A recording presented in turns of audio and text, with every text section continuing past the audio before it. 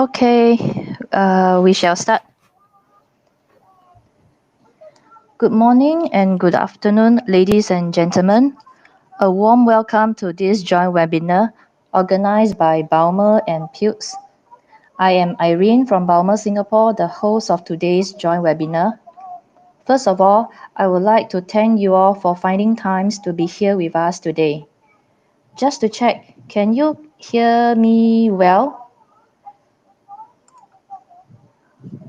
There's a checkbox at the bottom right corner. You can key in your comments.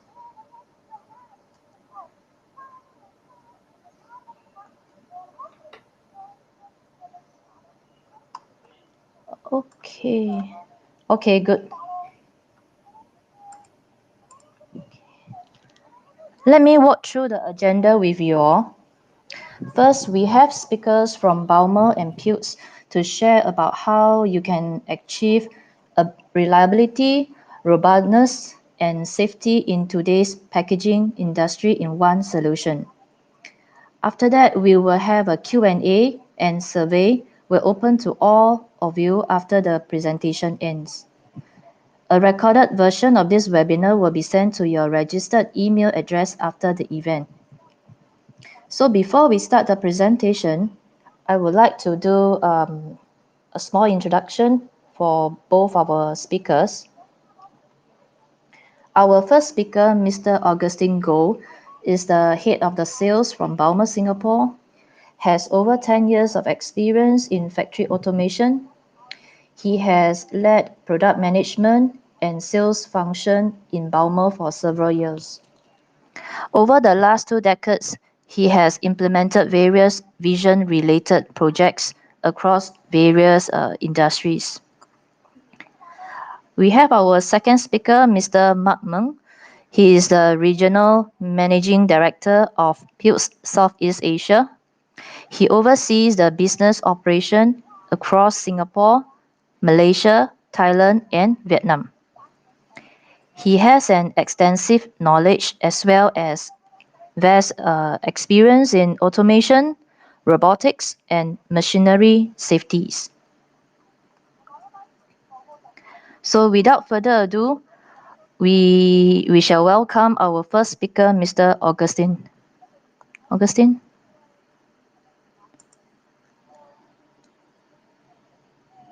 Thank you, Irene.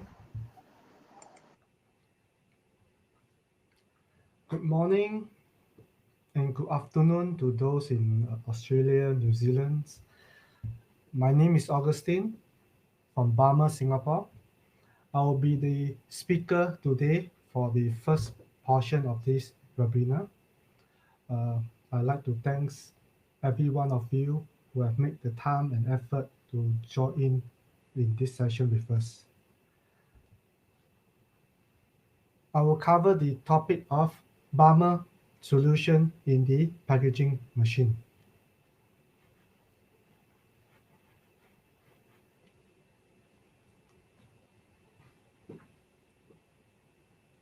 I will try to speak louder. Okay, let's start. For those of you who are not familiar with Baumer, let me do a quick introduction. Baumer is a family-owned business headquartered in Switzerland, Fairfield. Baumer is located in 19 countries, over 39 locations, and around 2,700 employees worldwide.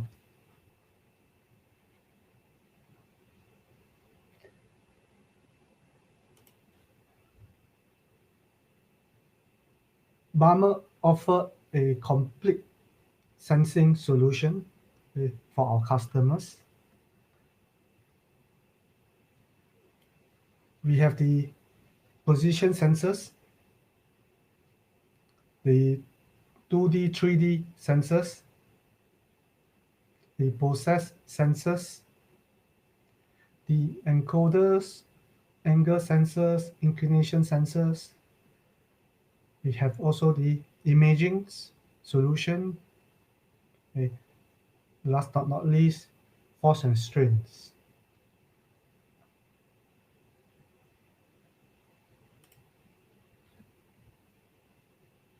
Okay, in today's topic, I will focus mainly on the horizontal, vertical field form solution.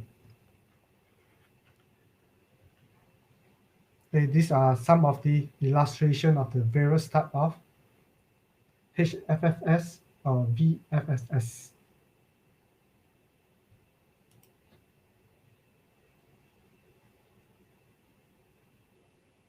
Okay, before I go into the details, okay, I'd like to share about the voice of customer that Baumer have here, and the market trend that is being observed.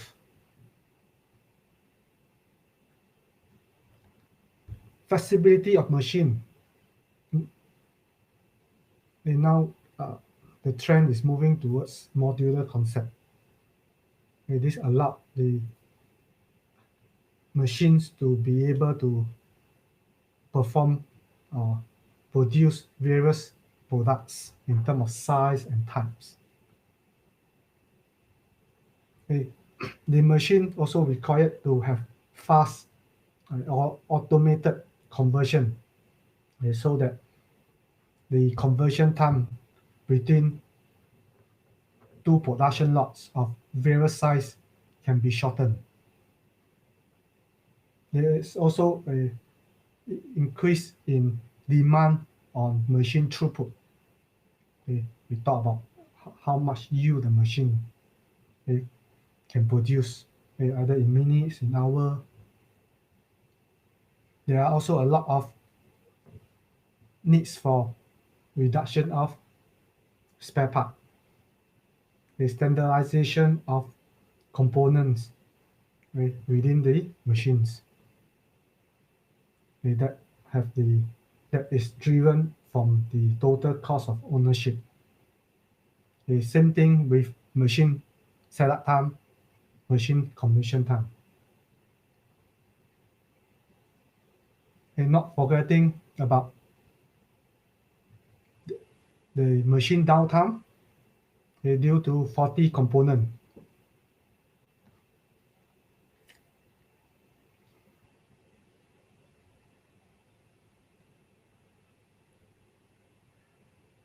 Last but not least, the factory 4.0 or industrial 4.0, the future proof of the machines. The users are asking for predictive maintenance, remote monitoring, and remote troubleshooting.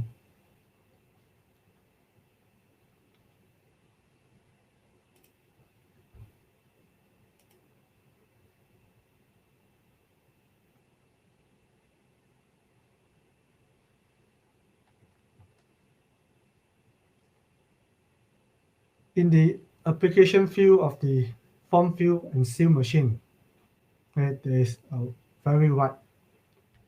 I will drill down to 4 packer machines, as you can see in this illustration.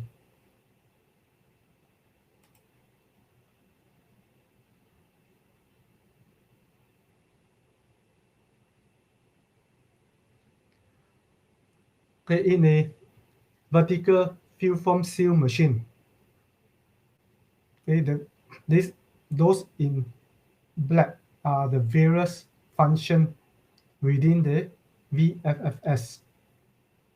Whereas Baumer offer a solution highlight in blue with a application number S1, S2, and so forth within the VFS machine.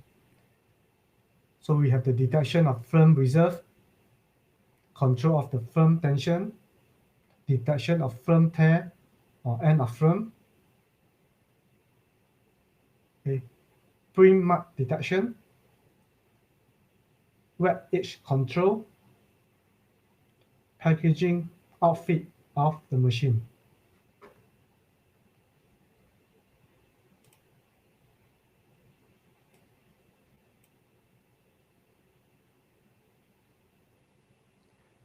In a horizontal fill form seal machine,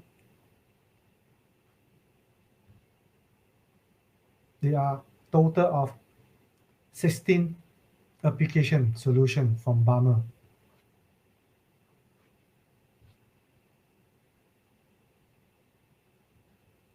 So the first few have been covered in the vertical FFS. So application 6, you have the spice control, you have the pre-mark that is similar, you have the packaging outfit of the machine, quality control of the packaging, monitoring of the radiant force, monitoring the cost sealing area, or in layman's no gap, no seal function. Okay. You have the detect the beginning of the product position, monitoring the conveyor, the product speed on the conveyor, product in-feed grouping and ungrouping,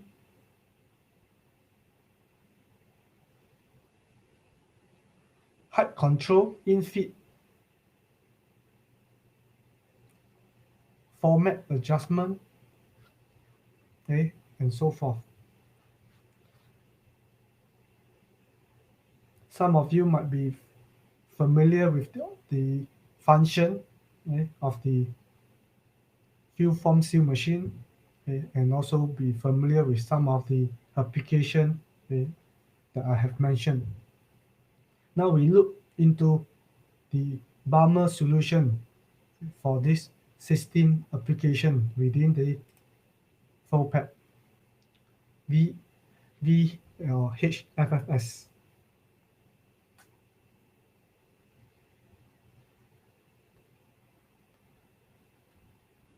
In this 4 application, the common solution is a ultrasonic sensors. For application 1, detection of film reserve, we propose a ultrasonic distance sensors. Depending on the size of the film, okay, and also the location where the sensor can be mounted, the solution can be a U500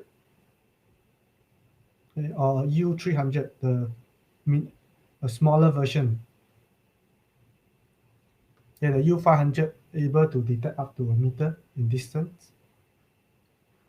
So if you do not need the meter sensing distance, you can choose the 1-inch sensor type, the U300. Okay, why ultrasonic? Because the film is transparent, translucent, or can be various color. So ultrasonic does not affected by the color, the reflection, or the transparency. So ultrasonic is the preferred solution in this application. Application 3, detect film tear or film end, is also another ultrasonic, but now it's a cylinder type and it's a proximity with dual output.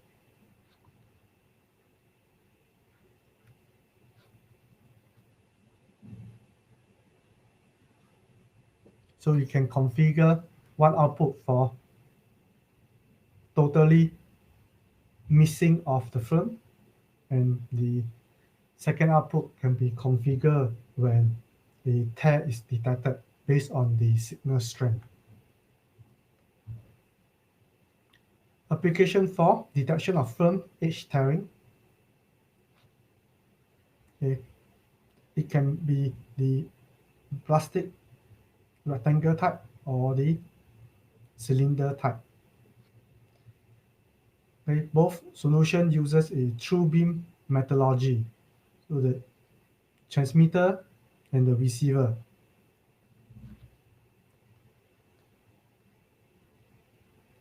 For application 6, firm spice detection, it also uses the true beam types, similar to application 4. Okay, the difference is in application 6, we propose the true beam type with dual output.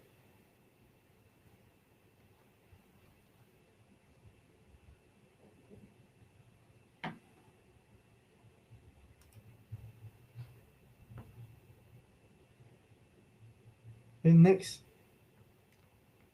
these 4 application 9, 11, 13, and 16 are mainly encoders or motion control solution. Application 11, format, adjustment, and conveyor speed. Baumer solution is to have a spindle position display. And this allows the technician who is doing the light conversion to be able to view the current position during the adjustment process. For application 9 and 13, okay, 13 packaging outfit of the machine, application 9 product infit grouping and ungrouping. Our solution is rotary encoders, okay, EAM 360 or 580. This is an absolute rotary encoders. The configuration of the encoders, it will be depend on the application, and also depending on what type of communication is required based on the machine controller. So you can have asynchronous motor speed and synchronization of motor speed.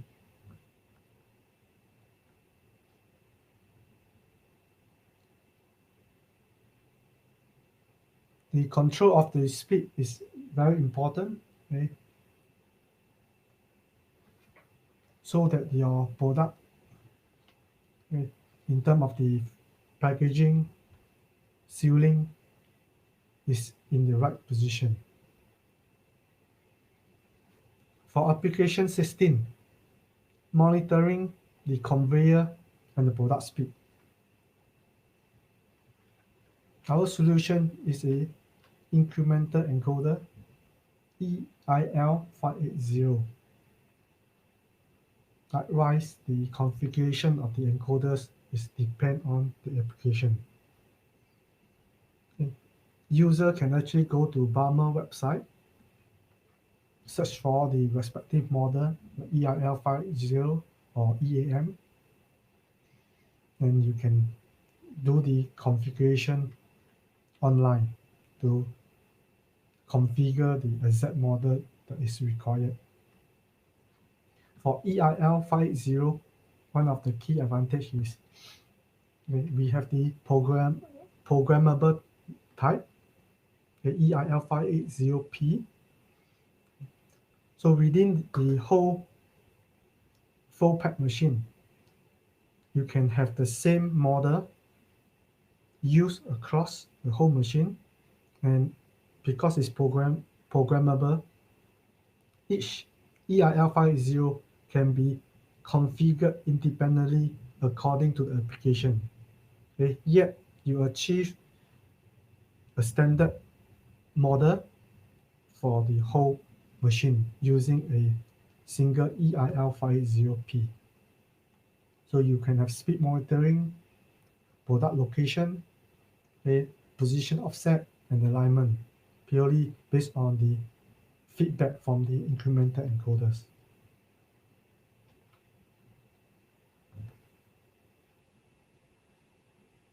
Okay, next, here is a mix of solution from Baumer for application 2, control of the film tension.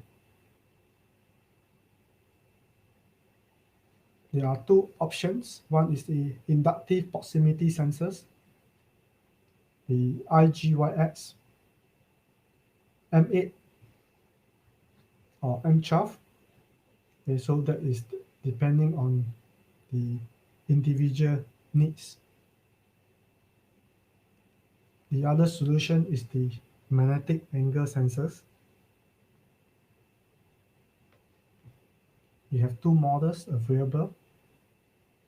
And one is to cover the 120 degrees. The other is to cover 270 degrees. So either solution works. It is really depending on the machine design to determine which solution is the preferred option. For application 14, quality control of the packaging. Our solution is using a smart vision sensor, Baumer Pilz, the SF800 series. It can be a color model or it can be a monochrome, built-in lightings and lens, support industrial field bus. And it is a all-in-one model which is able to do alignment positioning. This is to check if the the packaging is properly aligned, the position during packing, is it in the right position, to check the dimension, the gross dimension of the product, is the product is being cut to the right length, if there are any gross defects, like tear, you got foreign materials, discolorations, contaminations. It also comes with code reading capability to read the 1D, 2D code to make sure that nobody load the wrong packaging material into the machine. And also, if there is a barcode or 2D code printer prior to the end of life packaging, it also to verify that the code is readable and the code is printed correctly and in the right position. Okay. Also, OCR, OCV for expiry track, make sure the expiry code is readable, visible, and also printed correctly. Application 15, monitoring the radiance force on ball bearing. Baumer solution is to use a force sensor, DLM30. Okay. The configuration is also can be done on the web and is depending on the application. So with this force sensor, the user will be able to have a continuous feedback on the force exerting on the ball bearing. So when it is under force, the machine controller can increase. When it's over force, it can reduce. So this is one is to make sure that it doesn't damage the machines. Two is it will help in quality control.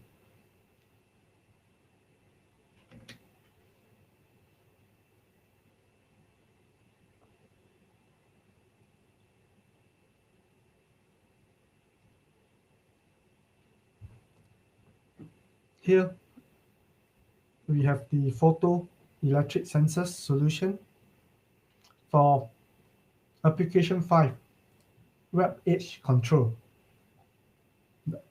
Our solution is to use a fog sensor, A fault sensor is typically a C-shaped type through beam for easy mounting and easy cabling with one cables instead of two separate transmitter receiver. Okay, the fault sensor come in infrared, LED, or laser type. So Baumer have a complete solution. Uh, Here is listed the size OG010, which is the gap of the fault, and also 30.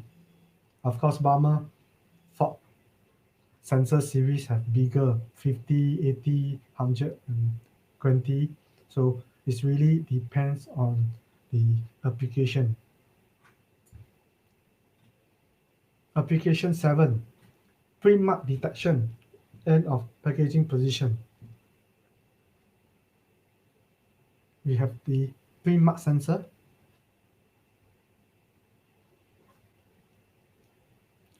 The OC50 and the 60 series. This will detect the print mark on the film during the indexing cutting process. Support this series actually support high speed. Come with I/O link, so it's all future proof. Likewise with the fault sensors. All these are the new series from Baumer. Application 12, monitoring the cross seal area. Due to the space restriction, the solution is a fiber amplifier together with the fiber sensor head. The OF10, this is the new fiber amplifier from Baumer. High speed, come with OLED display, so user is able to see the parameters, the settings, the readings during setup or during production run. Together with a wide range of sensor head that will meet the needs of every applications. So from the cylinder type to the very small L angle type to the square type to a line type.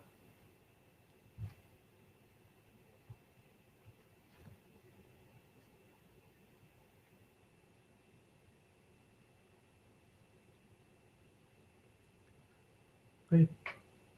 For application 10, height control product shop for natural products.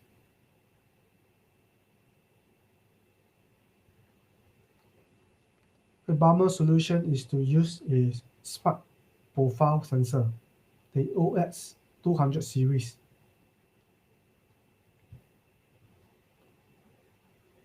Okay, the OX200 series is able to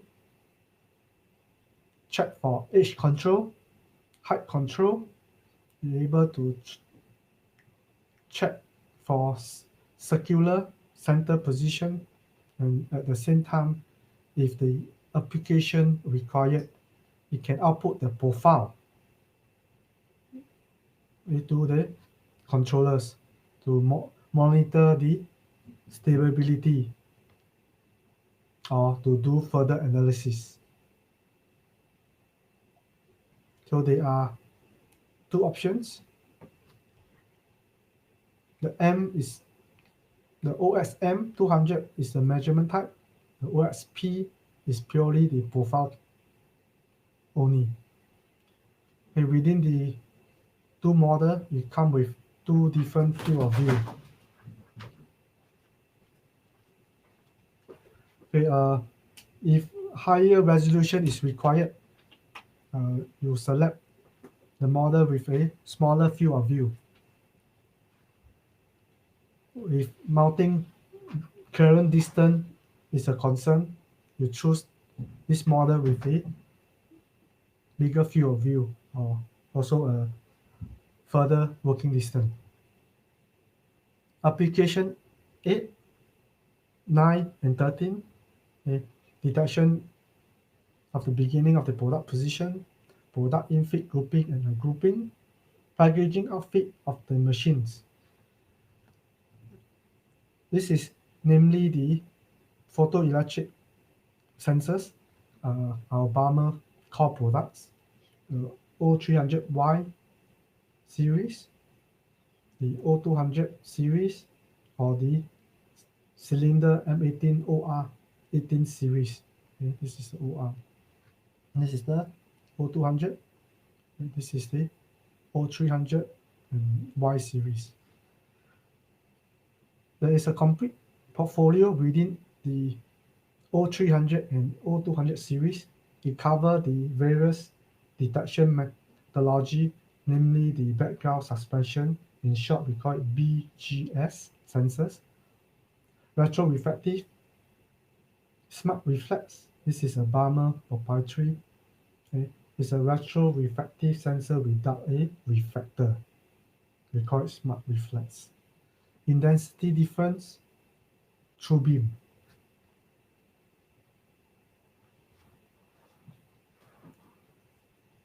So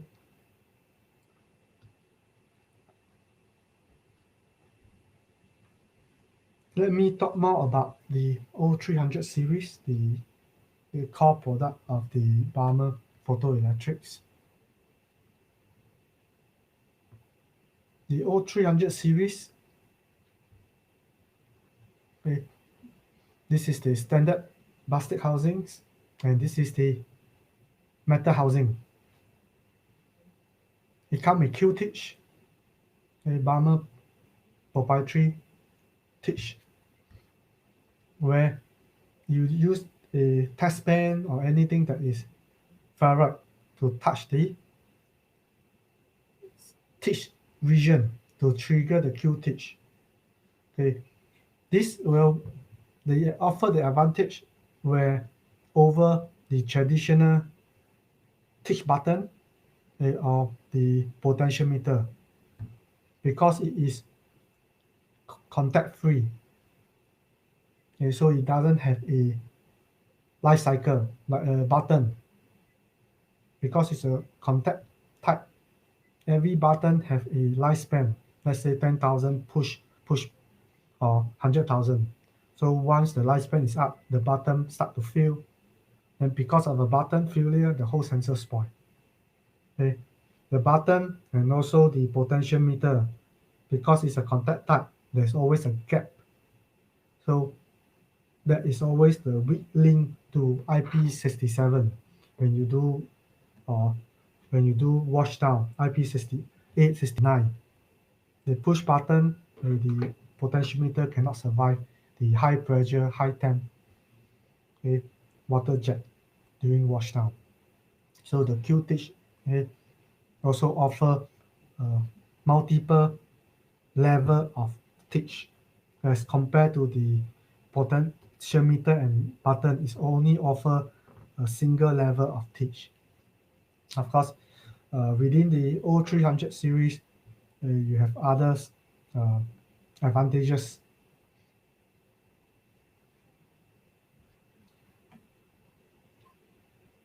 The O300 series is industrial 4.0 ready, so it comes with I/O links.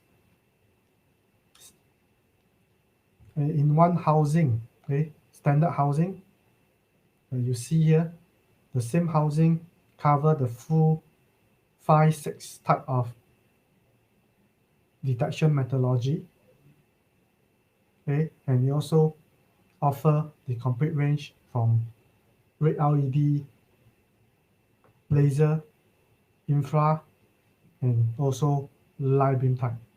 So it offer a very simple implementation, a single mounting bracket applied to every application on the machines. So even there is the need to change the particular sensor on the next project due to a specific customer requirement, the same mounting can be used even you switch from a laser to a photo, a retro to a BGS. So ease of use, simple implementation, uniform operation concepts.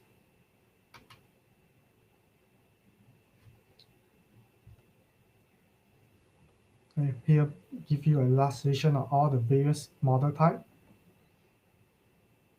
Here, the M8 connector or cable type, the size of the sensors is 12.9, 32.3, 23. The various light source.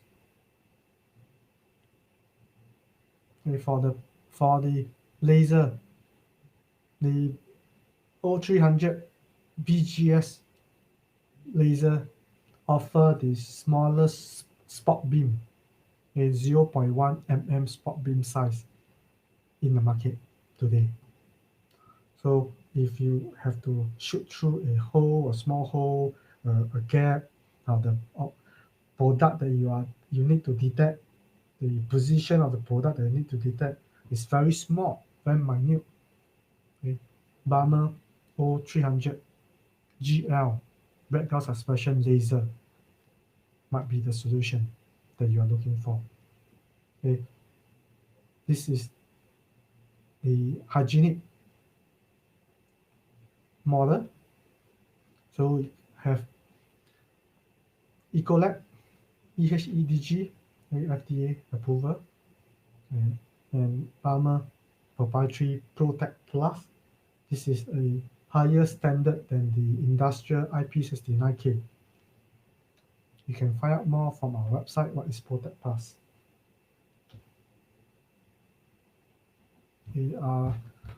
Our focus model within the O300 series, the O300Y series. Typically, the dimension is the same across the whole series. It offers the background suspension, LED pinpoint. Okay, so the beam spot is focused and a lot smaller. Retro, refractive, intensity different, and true beam type. Okay, so these are the rest of the selection available.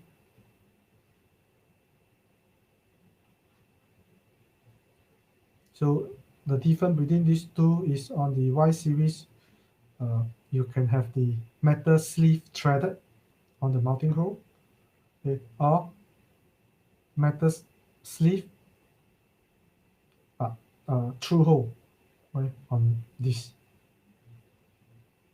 So it's really depending on the individual user needs, whether they prefer through hole, use a screw and a nut to tighten, okay, or the threaded hole, you just use a screw.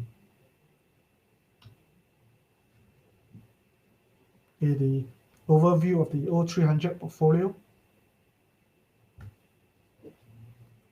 The smart reflex, retro-refractive without a reflector. Okay, those of you who have very familiar with retro-refractive sensors in the packaging machine, in the vertical or horizontal fill form seal machine, okay, on the conveyor, on the infeed. Okay, the biggest pain that we constantly hear from the customer is the sensor is not working properly or feel intermittent is partially because of the reflector, whether the reflector is being misaligned, the reflector surface was cracked, the surface was dirty, it caused the malfunction of the retroreflective.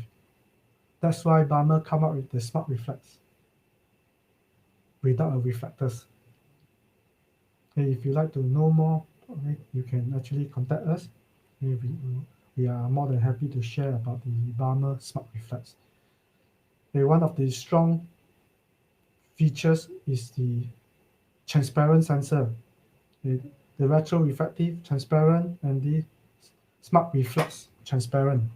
This is the ease of use. Using the Q-Teach, you are able to set up the various transparent frame within the full pack machine when you have the change of line. Okay, and the different setting you can actually configure for IO link once you teach it, you can actually save the parameter for I/O link. Subsequently, when you change of product, you can actually push the parameter down to the sensors. Okay, the laser series, so it's a full series. The background suspension, retroreflective, smart reflex through beam. Okay. Here we have the line beam.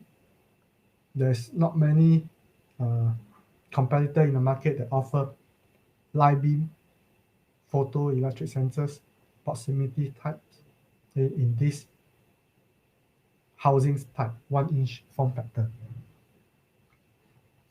And last but not least, within the same family, we have the measurement type. Via I/O link, you will be able to get the measurement distance. Without I/O link, it will behave like a standard proximity sensor with a push-pull output. So it's detect, not detect, present, not absent. Connect to I/O link, you get the actual sensing distance. So this is one of the kind in the market.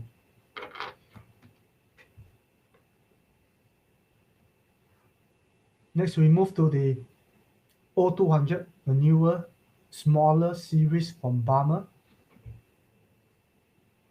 This is how it looked like. It's easily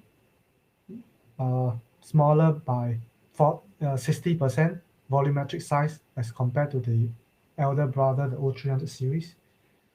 They come in threaded and non-threaded.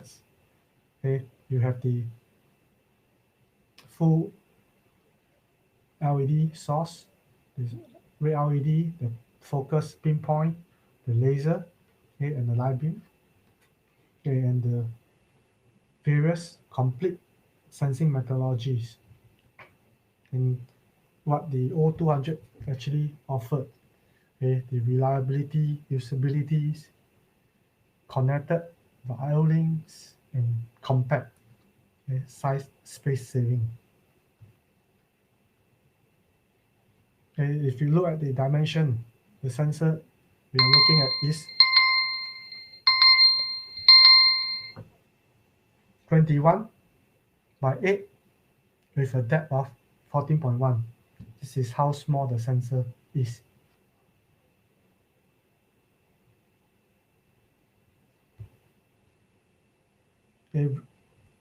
In terms of reliability, it has one of the highest ambient light immunity.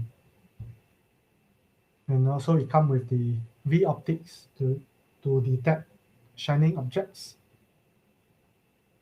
Of course, we have the Q-tish and the pinpoint. For connectivity, I/O link 1.1, COM3 for higher speed with a minimum cycle time of 0.6 milliseconds. This is considered fast as compared to what is available in the market. Okay, with I/O link, there's a lot of parameterization available for the user to configure the sensors to suit the application needs. Usability, right? One box design, standard housing like the O300 across the whole series. The 3D CAD drawing come with the laser beam spot within the 3D chart. So when you import the 3D CAD drawing into your AutoCAD, you position the sensor where the sensor is supposed to be mounted. The beam characteristic, the spot is also shown. So you can see if this position with the line spot, is this the right space to mount the sensor directly visible on the AutoCAD. Compact size, this is one of the smallest in the market. When we talk about the Q target, what is Baumer Q target? A Q target is, we talk about how precise the mounting of the laser or the LED diodes, okay, within the assembly. Baumer, in this sense, they offer a 1.5 degree precision, okay, less than 1.5 degrees precision. So what is so important about this? So especially for long sensing distance, they like retroreflective or true beam, okay, and your object is small. Okay, so when you mount and you have to sense across a meter, or for true beam can go up to 6 meter, laser go up to 25 meters. Every time you replace the sensor, okay, for whatever reason, you realize that the beam is not pointing at the reflector. And the reason is not because the molding or the mounting hole is not consistent, or sometimes you even have a dowel pin to make sure that the sensor is always mounted back to the original position. It is because the assembly of the laser diode, LED diode, is not consistent. So when there is a misalignment with, with respect to the original reference point of more than 1.5 degrees, a lot in the market typically is 3 degrees or higher, over a meter or over 25 meter, you can imagine where the spot is actually pointing. Definitely not pointing at the reflector. Okay, so Baumer Q target is really help in terms of usability.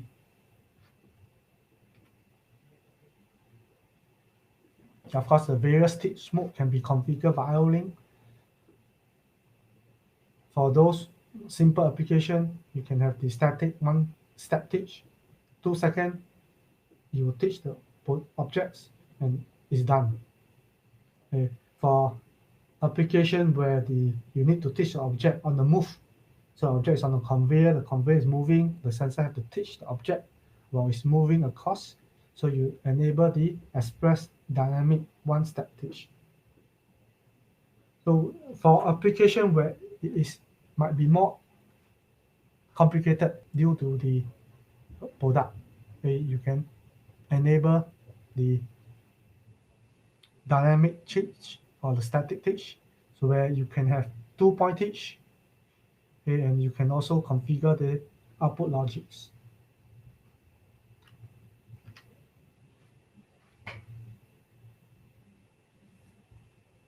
In terms of application, a single sensor used across the whole machine. So based on the application, if it is require high speed, you can configure the sensor by I/O link at high speed.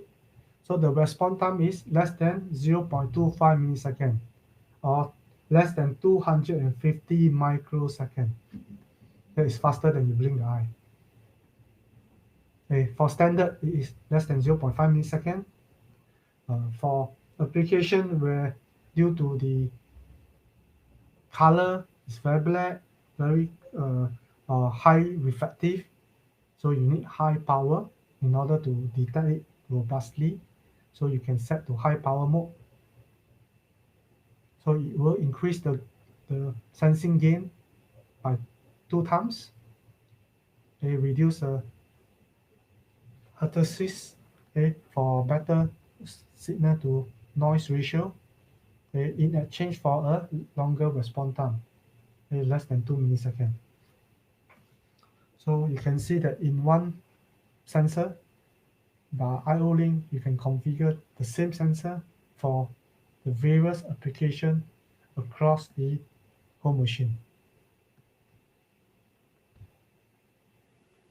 Okay. And also the O200 series have a improved algorithm for the background suspension.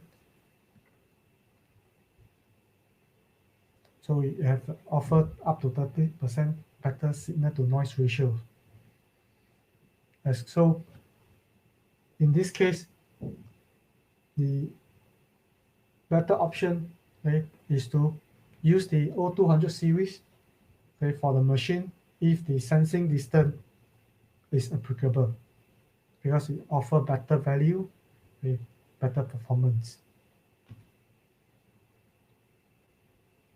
Last but not least, the O200 series, because it's a newer series, we offer additional functionality, the counter features. So at the normally the infeed, at the after fill, and also at the end of line, there's always a sensor that is used to do counting, so that you can count at various stage to tally, and also when there is a e-stop or when there is a stoppages due to whatever reason, okay, the controller can verify the throughput at the time after clearing the line to restart. So so you do not need a separate sensor purely for counters. The same sensor to detect the object on the line. Okay, with IO link, there is an inbuilt counter within, so you can actually pull the counter information, okay, from the sensors. And every time you change a new lock, okay, you can reset the counter by IO link. Okay, so now one sensor, okay, help you to standardize across the whole machine. It can also help you to do multiple application. So there is space saving, cost saving.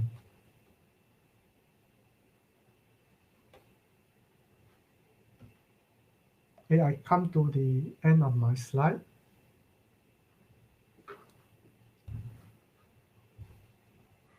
Okay, Arvin, do you want to go through the question now?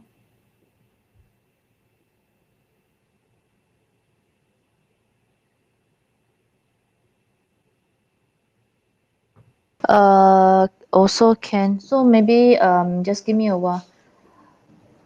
Some people actually comment that he cannot hear any sound. Can you hear me now? CJ?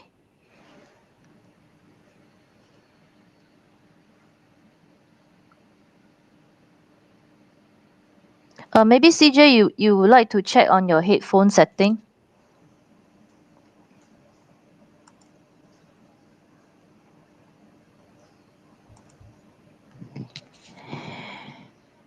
Okay.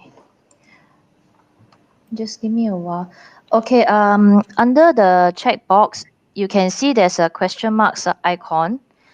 So you click on that icon, and if you have any question, please type into the checkbox, and Augustine will actually answer your question accordingly. So I have, give me a while.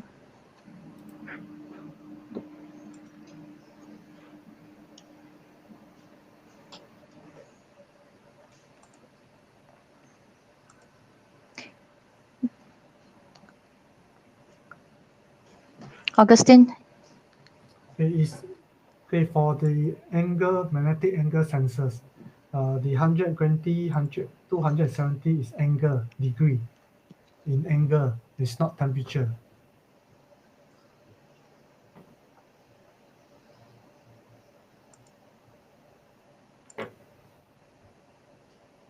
Okay, thank you, Steve, for the answer. The rotation. So you mount the magnetic angle sensor, onto a gear or onto a rotating magnetic uh, features that is mounted onto the gear. So when the gear rotate, the magnetic sensor will detect the rotation. So the two models, one is allowed to detect the angle up to 120 degrees, and the other model will detect the angle up to 270 degrees. It is not about temperature, it's about angle.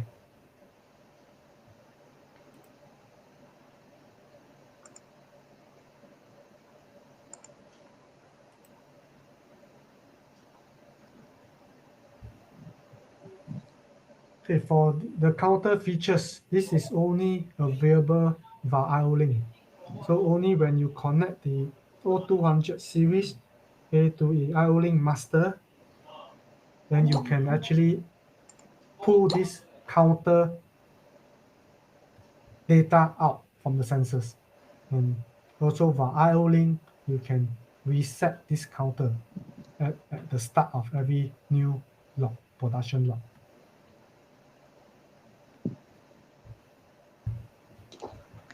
Okay, we have somebody typing in. Just give me.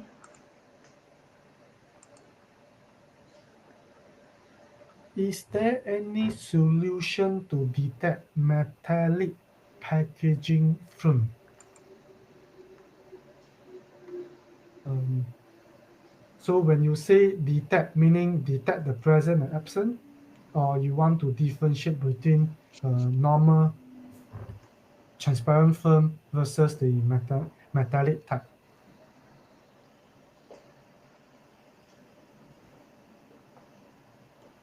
If we are just talking about detection of the metallic packaging film, uh, the standard O300, O200 photo sensor or transparent sensor will be able to detect.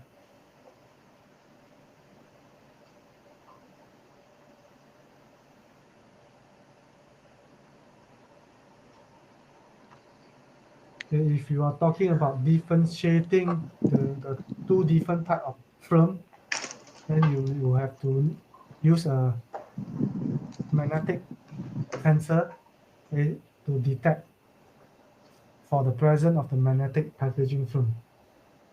Whereas the normal film, the magnetic sensor will not be able to pick up. Does that answer the question?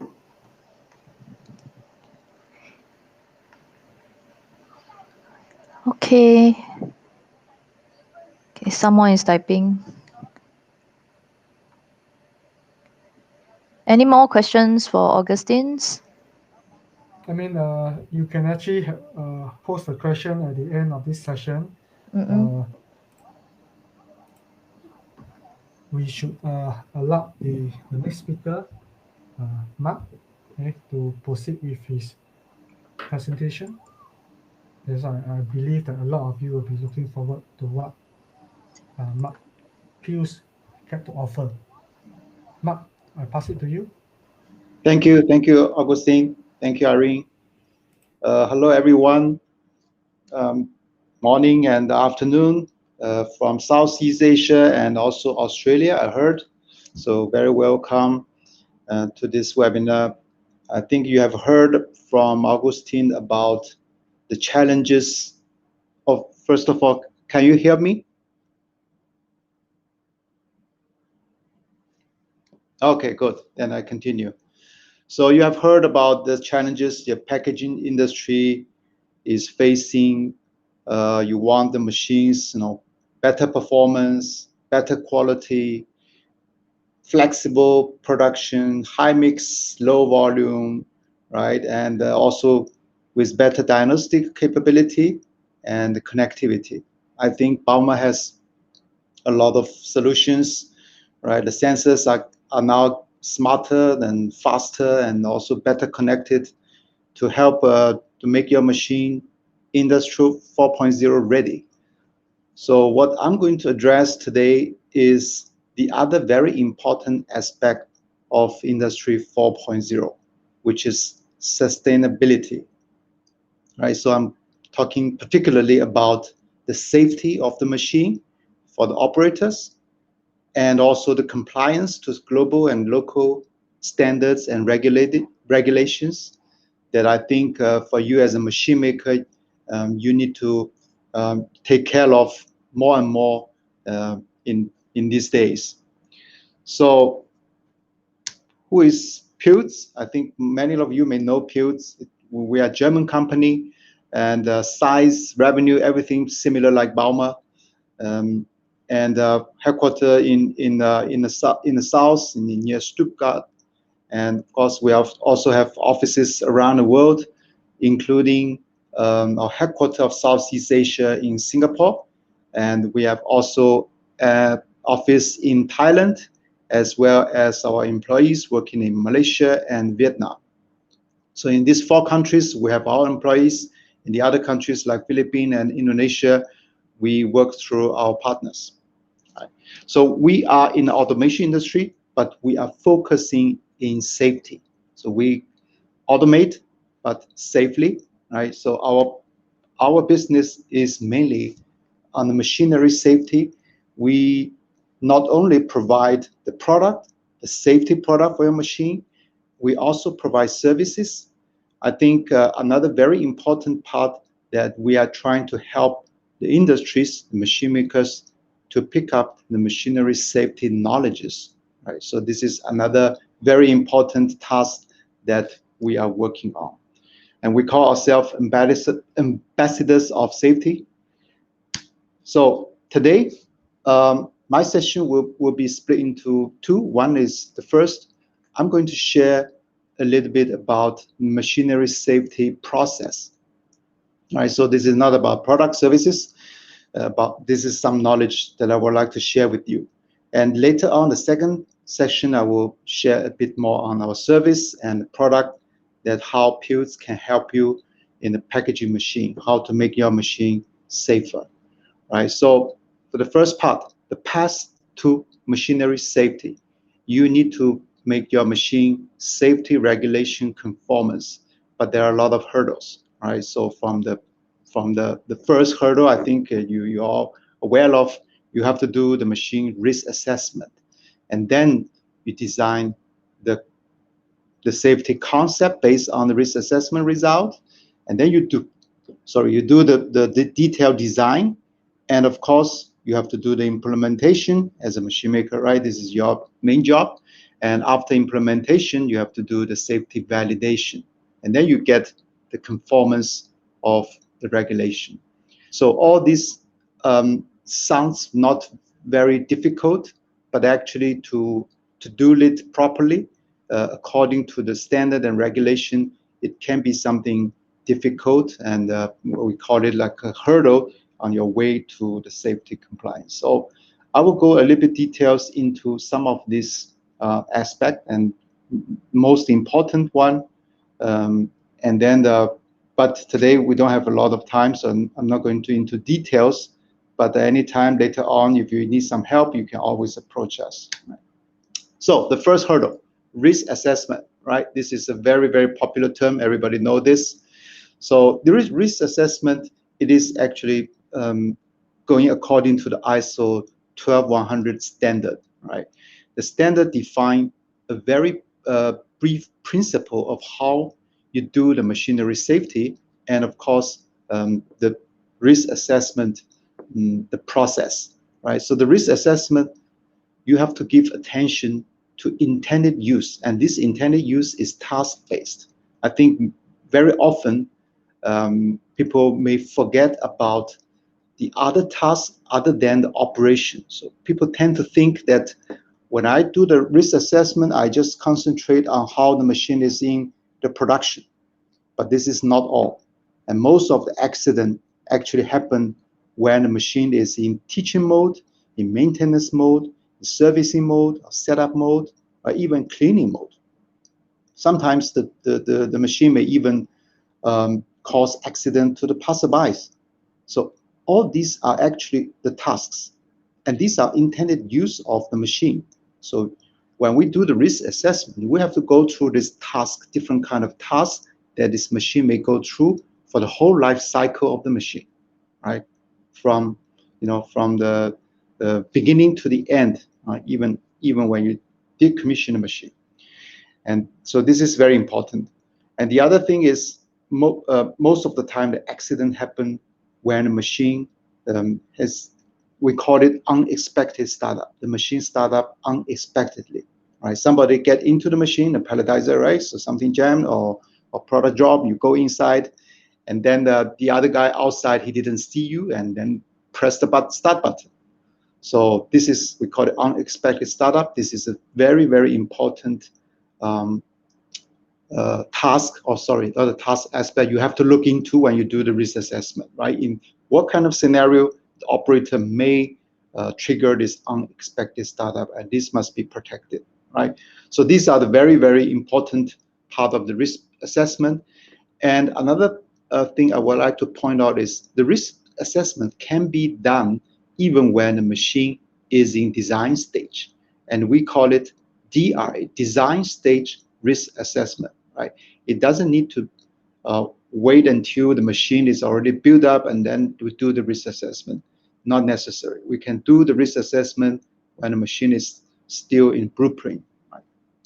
And but after the machine is installed on site, if the environment has a very big influence of operations and related to safety, then the risk assessment may need to be redo again, right? So this is, we call it the FAT or SAT,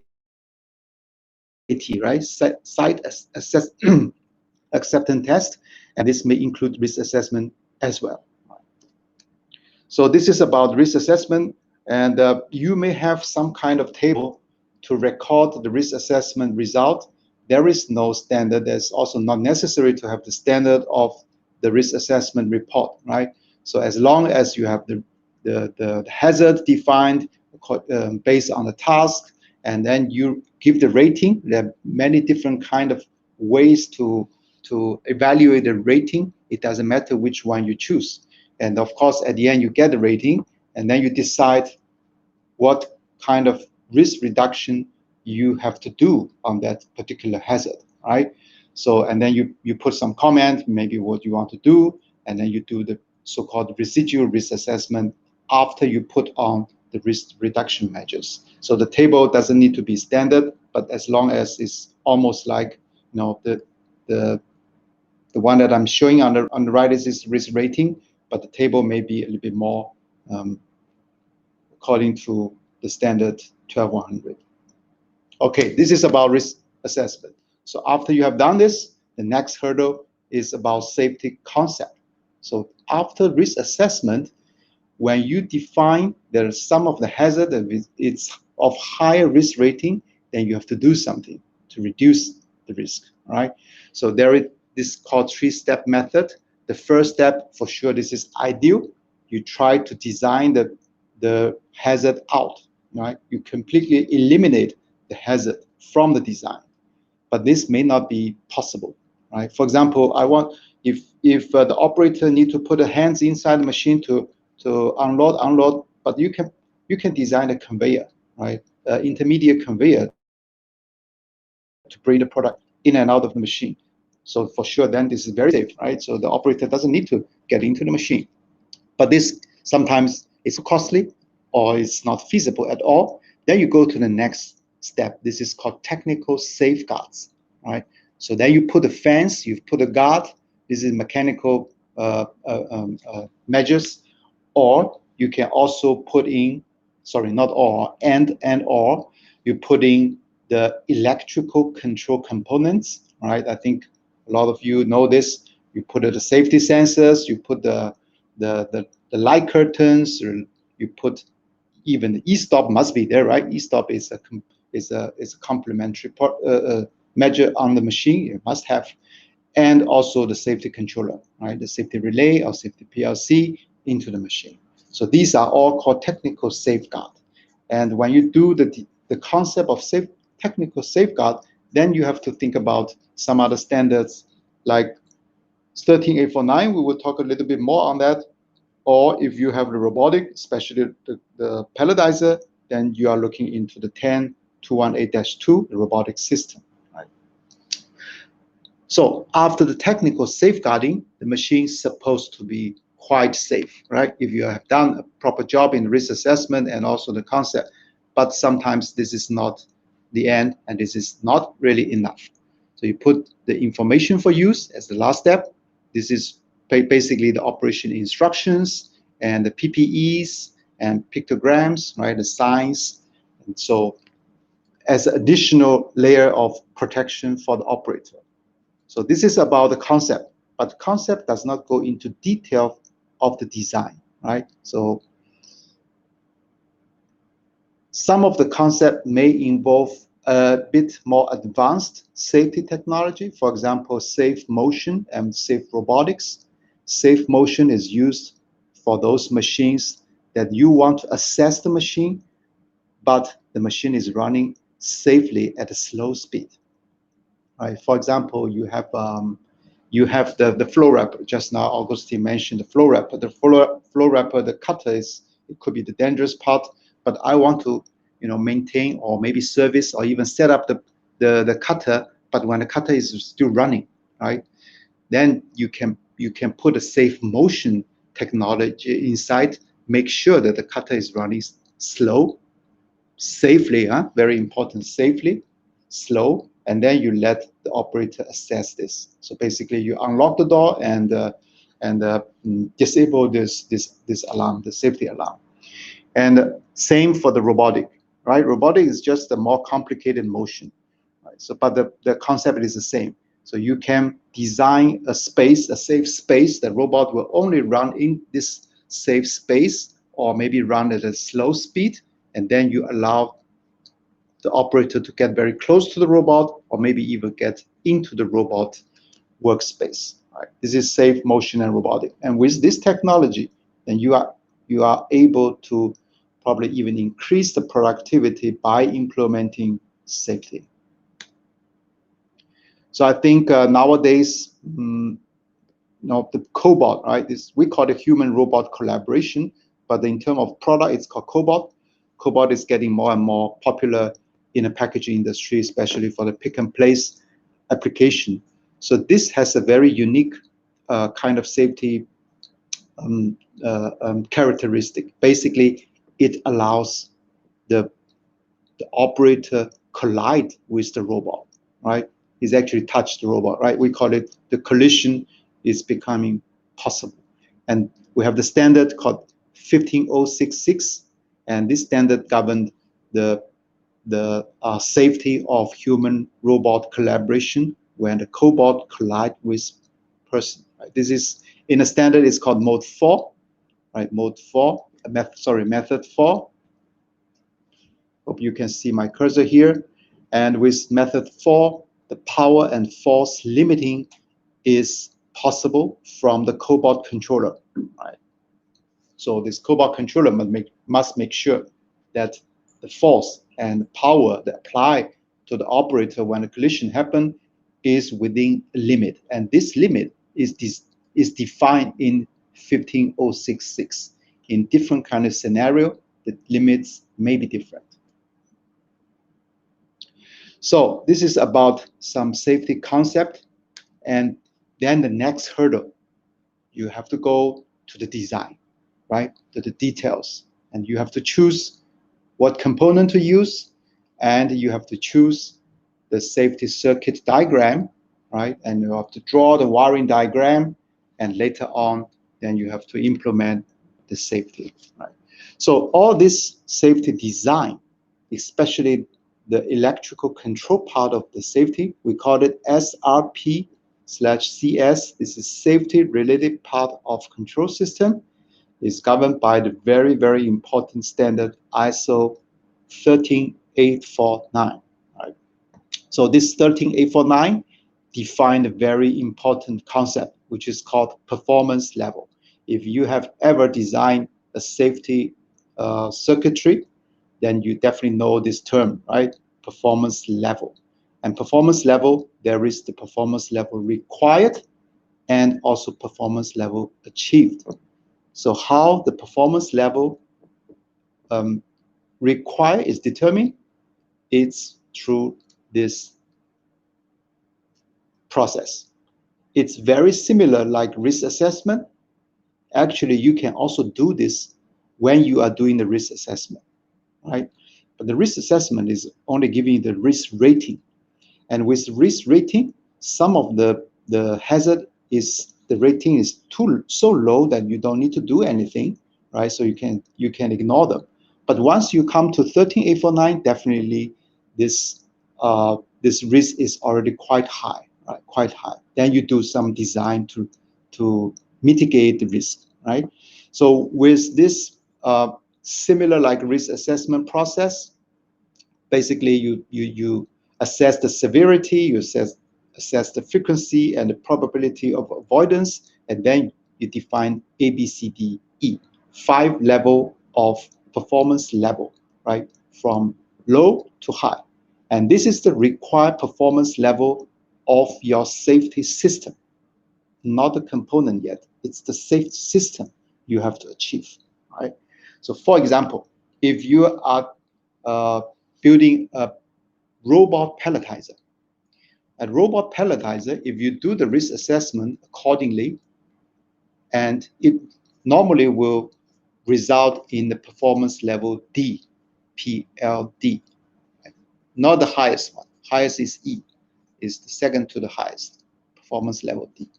And if you go through the 10218, I just now mentioned the robotic safety standard, it will also tell you the robotic system by default, the performance level required is D. So the required performance level is defined this way by the risk assessment. But what does it mean, the performance level? The performance level actually defined later on when you design the electronic, the safety electronic, what kind of reliability this electronic system must achieve. So then we call it performance level achieved. You choose the component, the safety relay or safety controller, you choose the safety sensor, and you choose the safety actuator, right? The safety contactor or drive, or robot, or even cobot. These are all actuators. And then you design according to the diagram. There are different kinds of diagram. I think if you're a designer, you know there is single channel, dual channel design. So all this will be combined, and then the result will be your system performance level you achieve. So this achieved performance level must equal or higher than the performance level required. Right? It's not very easy to really to calculate the performance level achieved once you design the circuit. It's not very easy because there are a lot of math behind. It's all statistical math. Right? So you choose the component and you choose the structure of the system, and what is the performance level I achieve? So normally you use a software to do that. This software, there's one from Germany called Systema, right? The software you put in the components and putting the parameters of the components, because when you buy the safety relay say, okay, the performance level highest is E, right? So the sensor is also same. You have D or E or some maybe even C. So you put inside and tell the software the architecture you're going to design the system, and the software will tell you what performance level your system achieves, not the component, the system achieves. And the Pilz have also our own software called Pascal. It can help you to do this performance level calculation. So don't make assumption that I use all performance level E components, right? I buy the sensor performance level E. I use performance level E controller. I also have maybe the robot controller also, the safety also performance level E. I must achieve performance. I must have already achieved performance level E. Is that true? No, it may not be true, because if your architecture is wrong, or even you have many components put together, the performance level you achieve may be even less than and then all the components you put together, right? So the software will help you to calculate this. I think this can be the most difficult part of the safety system. Then you have to design the safety according to 13849 to achieve the performance level required. So after design, for sure, you have to implement, and implement is your job. And I think you know very well, right? You build a machine, you implement the safety system inside, you do the commissioning, but don't forget the last hurdle, validation, or the full term is actually verification and validation. So you have to do a post-measure risk assessment after you put in all these safety measures, and then you check the risk assessment. You do the risk assessment again to see the residual risk, whether it's already very low, acceptable level.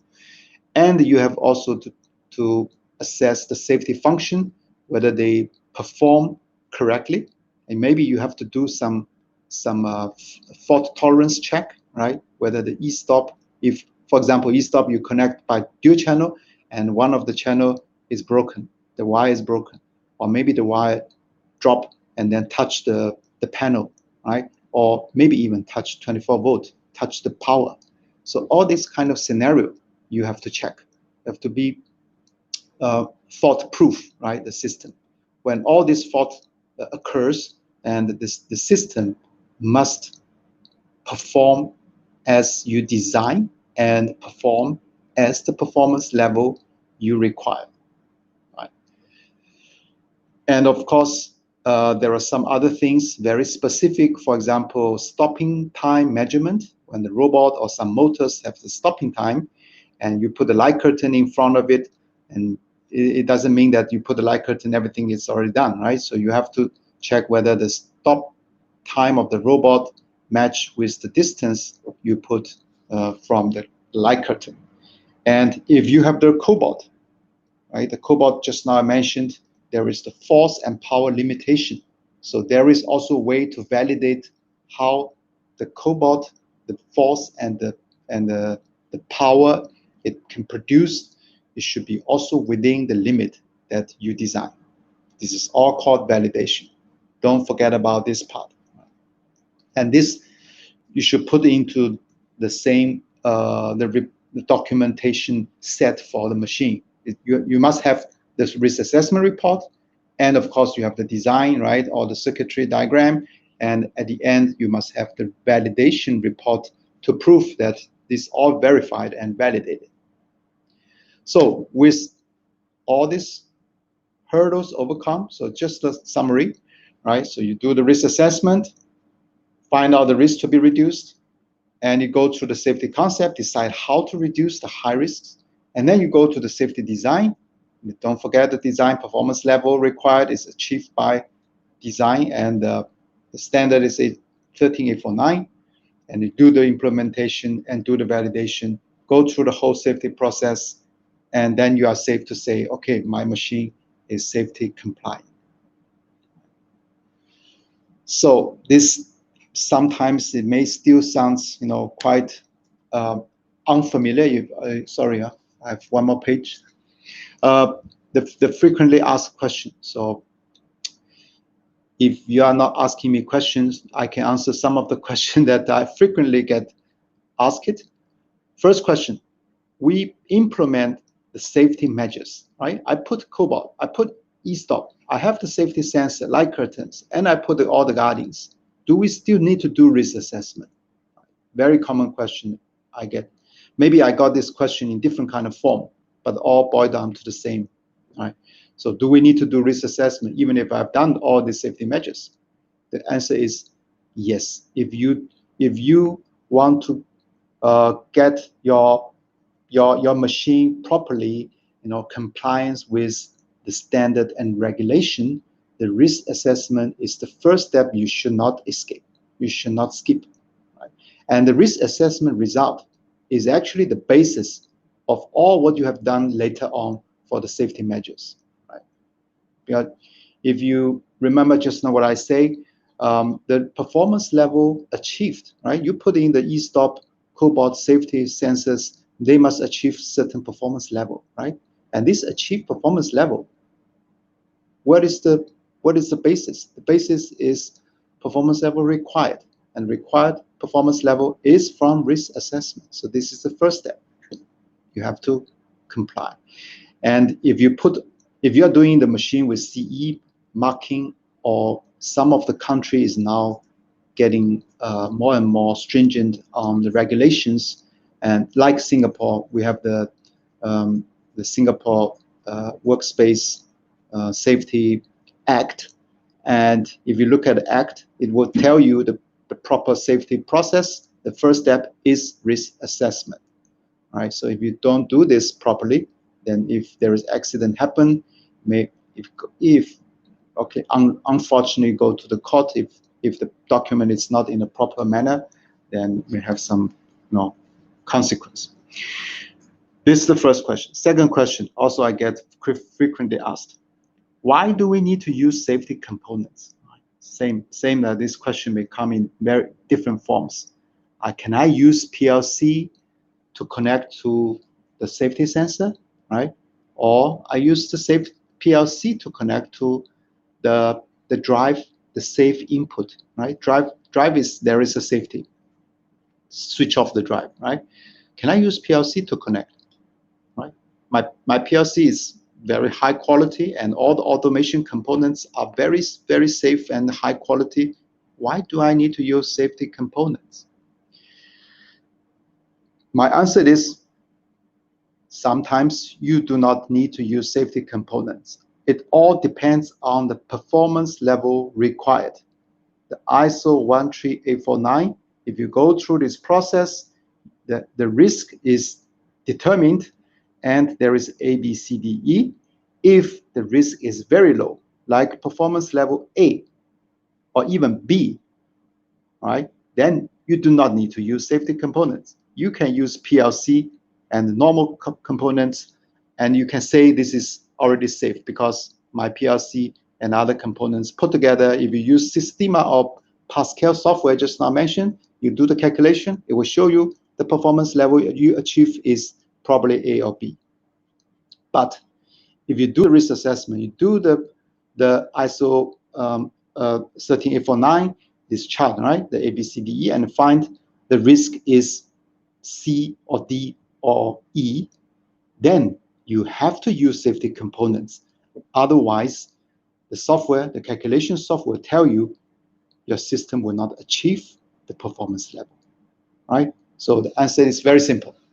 Based on performance level, you decide what you use. Performance level requires low, you can use PLC. But most of the time, it's normally C or D or E, then PLC and normal components is not safe enough, right? Basically, the reliability is not high enough to protect the operator. So I hope that I can clarify now these two questions that frequently got asked. So just now I mentioned all these hurdles, right? So it may still sound difficult for you as a machine maker, and then what Pilz can provide. Pilz actually can provide services for our customers including the machine makers like you or end users. So we can provide the design risk assessment service for the machine maker, or we can do the risk assessment and provide a safety concept for you. And I gray color the safety design and system implementation. Normally this is machine maker's task, but if you really need help, we can also help on that, right? And of course, validation is something maybe you're not very familiar, and this is very often what we're doing for the machine makers. And we can also provide CE marking services, right? And of course, the workplace safety is not really relevant for the machine maker, it's more for the end user, right? So we actually do a lot of safety services for end users, and they will specify, they will use our safety services, and they will ask us to do the risk assessment and the validation for the machine maker that they buy machine from, right? Just to give an example. So for example, Pepsi Cola, right? So they buy a machine, a line, different machines, maybe some machine from Germany, some machine from Italy, some machine from China, and one machine from Malaysia, let's say. So they will engage us to provide a design risk assessment for the whole line. And then our colleagues in Germany, Italy, or here in Malaysia, or maybe in China, will be involved to provide a service in that particular OEM in that country. And after the machine is installed in the final destination, let's say is in Vietnam, then our team here will go in again in Vietnam to do the validation. So all this report will be presented to Pepsi, so because they engage us to do. But however, the OEMs are involved. But we are doing the risk assessment and validation actually to the OEM, right? of course, the last step happened in the end user customer. So we're actually providing a lot of services for the global accounts like PepsiCo, and there are many more. And so we are also working very closely with many OEM machine makers in this way. So this is the services that we're providing. And the other very important part is we are trying to help OEM is training. So training is another important services we provide to the industry. And there are many different kind of training courses we are running. But I think the most popular and also most important courses I actually circle in these slides. We have different level of training. Introduction is only very, very basic, like what I'm telling you today. But of course, that's one day. I only spent half an hour to tell you the process. That one day will cover definitely more details. And we have fundamentals 2 days going into more details, and have also risk assessment workshop. This is a 1 day training, right? Only focusing on how to do risk assessment. And of advanced level, I think it's very important for the machine maker is this ISO 13849, right? I keep mentioning this standard because this is so important for the machine maker if you want to do the safety circuit design properly. 13849. And we have this training for 1 hour. Oh, sorry, one day. And of course, some robot training, cobot training on safety. Huh? And the last step, if you want to be the expert, then we have the certified machinery safety expert training. We call it CMSE training. And this is actually we run together with TUV Nord. So this is a 4-day training. And after the training, you have to pass the exam to get a TUV certification. So you get a certification from TUV, not from Pilz. Right? So most of the training I list down here, we are now running online. You know that the COVID situation doesn't allow us to run the training in all the countries. So we are able to do it online.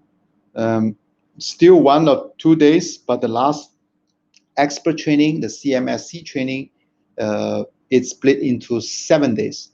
7 days, right? So every day only 4 hours, right? So in 2 weeks, right? And the exam will be also done online.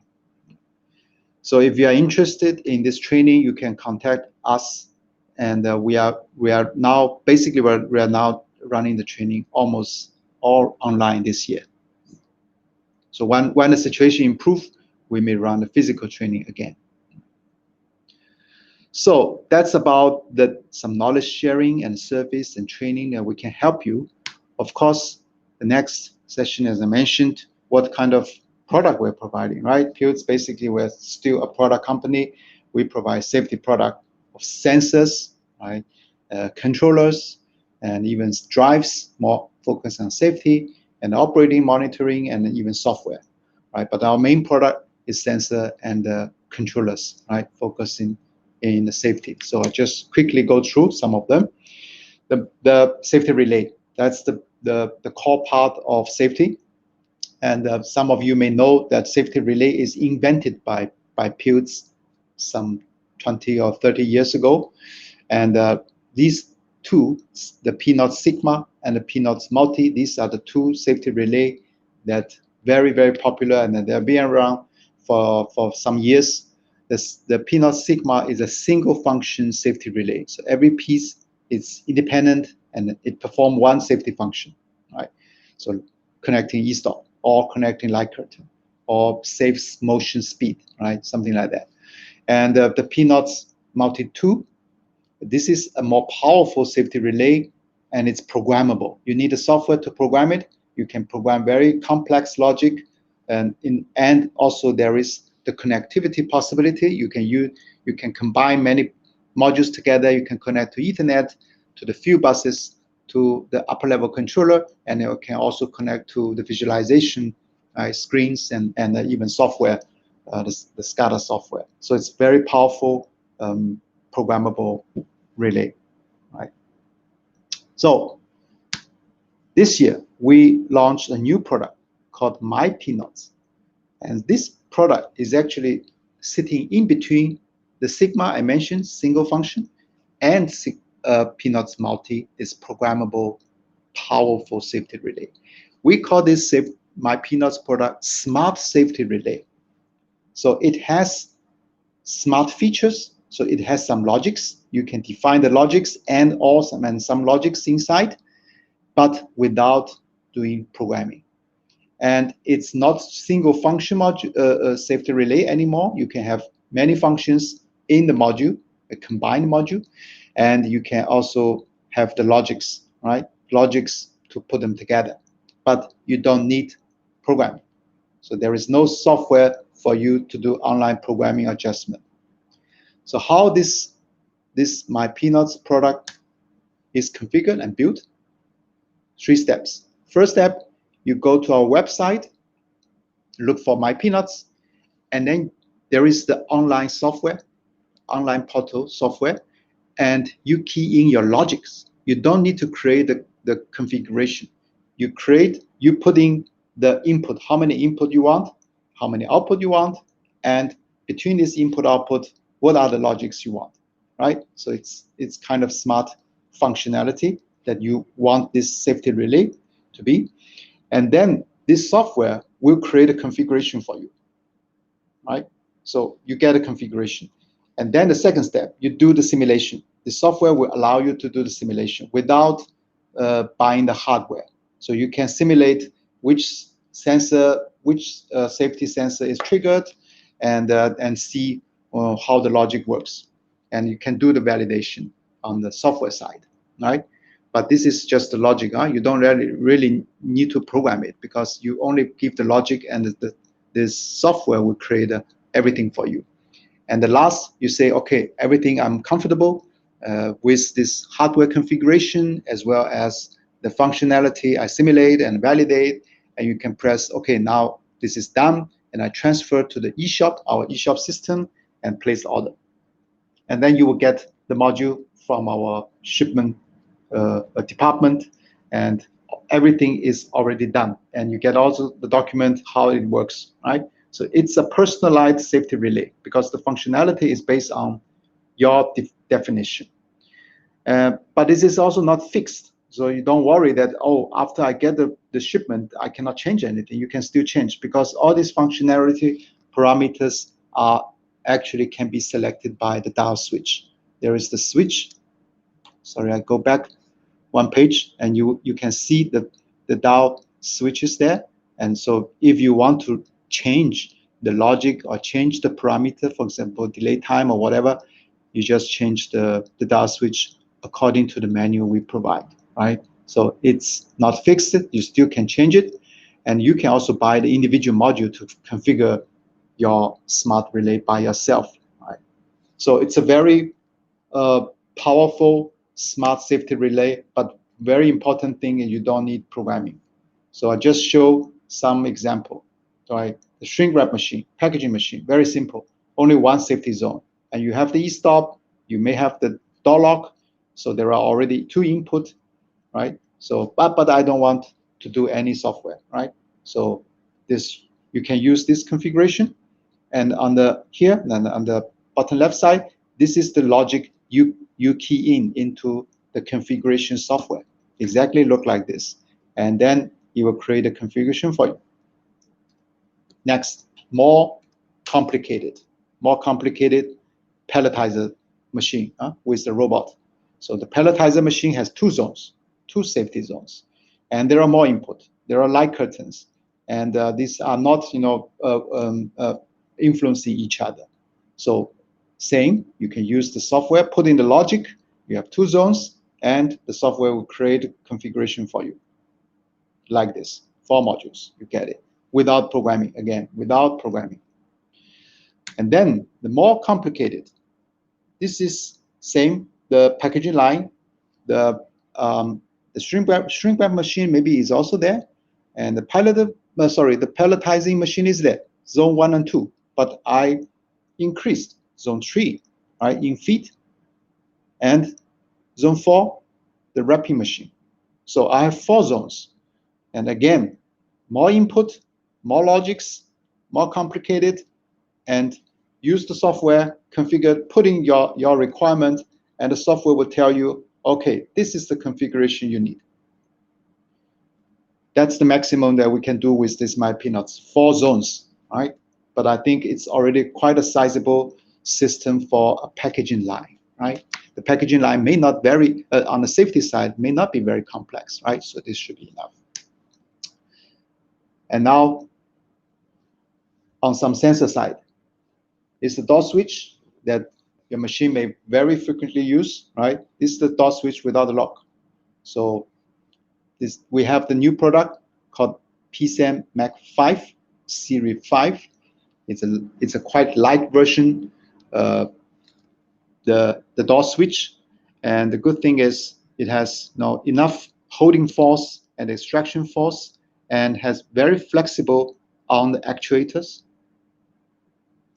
So you can choose different kind of actuators depending on your design of the machine and the door. And also there is the escape release, emergency release. So you can put the release inside the machine if the machine is big and the operator may get into the machine, right?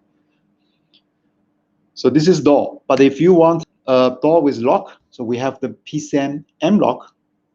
M lock is a mechanical lock, right? So this is again a very compact system to the highest level of performance level E, and it has the different coding system, so it can be designed tamper-free, right? So the operator, the user cannot tamper the system.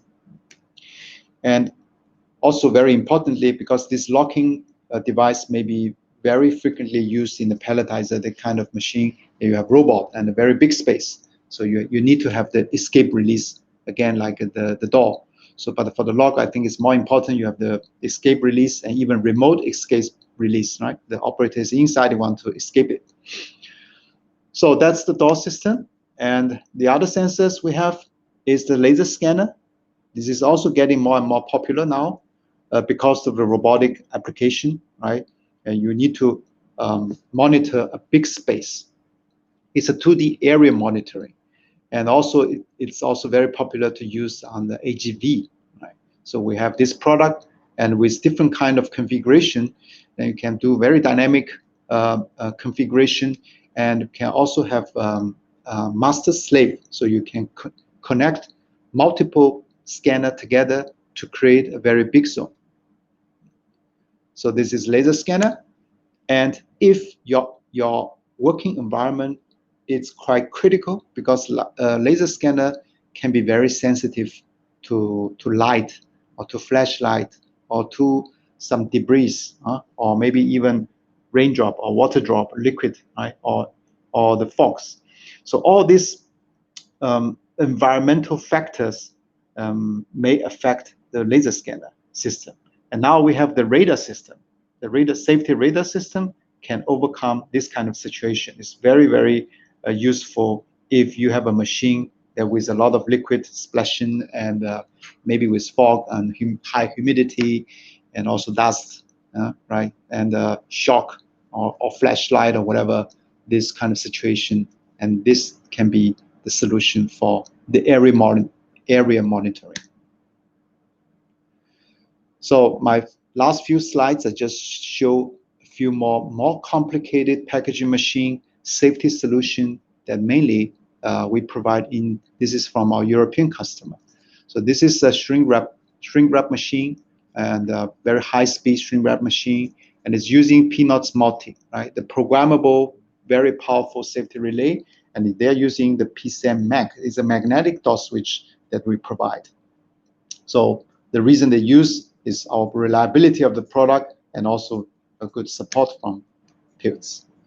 And this is another pharmaceutical blister packaging machine and cartoning machine in one, so it's a very long machine. Again, they are using Peanuts multi because the safety function can be quite complex, and they use the PCM Mac, the magnetic door switch again. So this is a tissue wrapping and bundling machine, and high speed, 200 package per minute, and they use Peanuts multi, they use PCM Mac door switch, and they also use the PCM S lock. So this is a magnetic door lock gate system.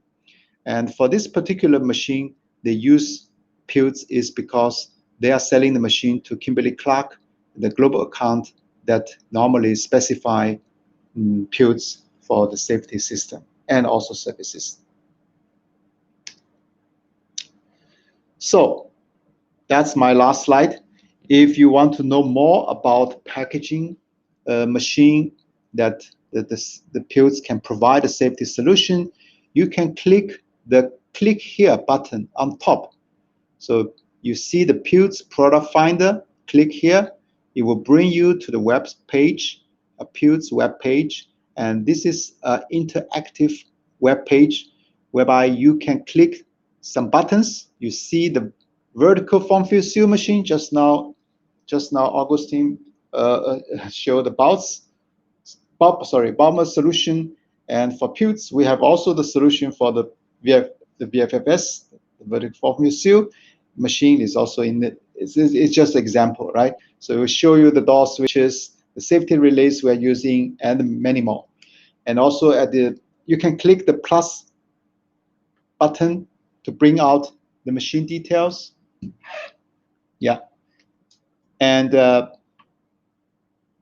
you go to the machine, and also you can move your mouse around, and you see the highlight of the individual product that we are showing in this particular machine, right? So you find the door switches, all kind of door switches, right? The different kind of safety controllers and the visualizations, safe drive, and also the safe radar. On the right side, this is the wrapping machine, sorry, the palletizer machine, and you see how the radar system can be used for the area protection. So maybe later on you can play around with this and to learn more how Pilz can help you in the packaging machine safety. So that's all for my presentation. I hope I provide some useful information for you. And we are very proud, as I mentioned, to be the ambassador for the safety, right? So especially for the machinery safety. So now, if you have any question, you can put into the Q&A. Thank you, Mark. Yep, you can actually type in your questions at the chat box there. Okay, I have one question coming in. Okay. Okay, So Mark. Thank you, Irene. Yep. The question is, as you as a machine maker, do you need TUV certified person to do machine risk assessment? So the answer is not necessary. The regulation as said that doesn't specify the detailed qualification of the person to do the risk assessment. But they do mention that you need certain training, certain knowledge or experience to do the risk assessment. So certification, for sure, if you have, it's good. But if you don't have, definitely you need to go through some training and maybe do some risk assessment together with another expert and gain some experience, then you do the risk assessment. So the answer is not necessary, but of course, good to have the certification. For example, the CMSC, the certification just now mentioned, you go through this training, 4 days training the Pilz can provide, and you get the TUV certification, then your risk assessment report will be more credible. Right? It's not 100% absolutely necessary, but it's good to have. Any more questions for Mark?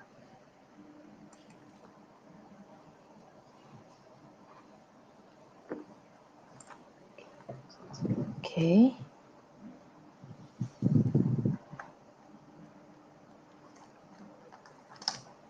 Okay, somebody is typing.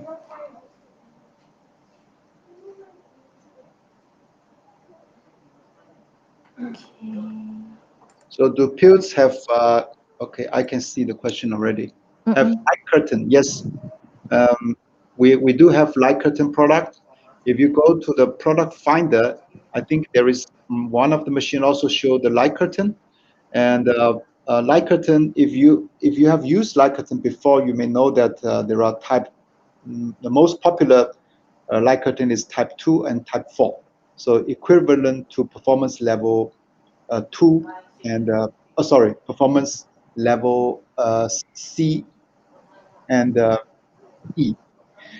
So there is the performance, the type 3 light curtain missing. Type 3 light curtain equivalent to performance level D, which is most of the time the robotic application and even a packaging machine fall in. So we are the only company in the market who provide type 3 light curtain, most suitable for robotic and packaging applications. So you don't need the highest level type 4, and type 2 maybe also not enough. The safety is not enough. So use the type 3 we provide. Of course, we also provide type 2 and type 4 light curtain. Someone is typing. Yep, someone is typing.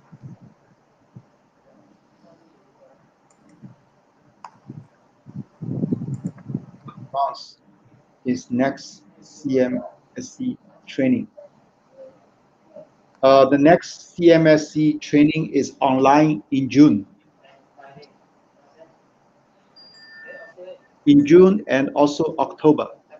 So in June and October, in both months, we have online CMSC training, and maybe later on we will have another one.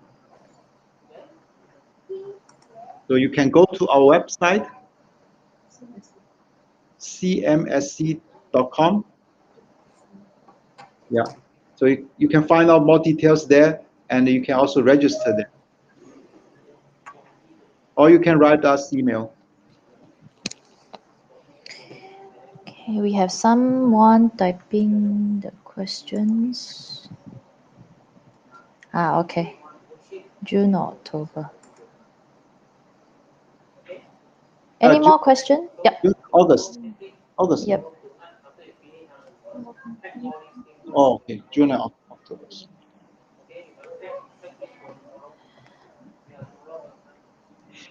Okay, any more questions for Mark? Okay, let's say if you have any questions after the webinar, do feel free to contact us and we will come back to you as soon as possible. So thank you, Augustine and Mark, for the great presentation. And that brings us to the end of the webinar. Thank you all for attending. We hope you have learned and enjoyed this presentation. Lastly, this is the survey form over here. Okay, just give me a while.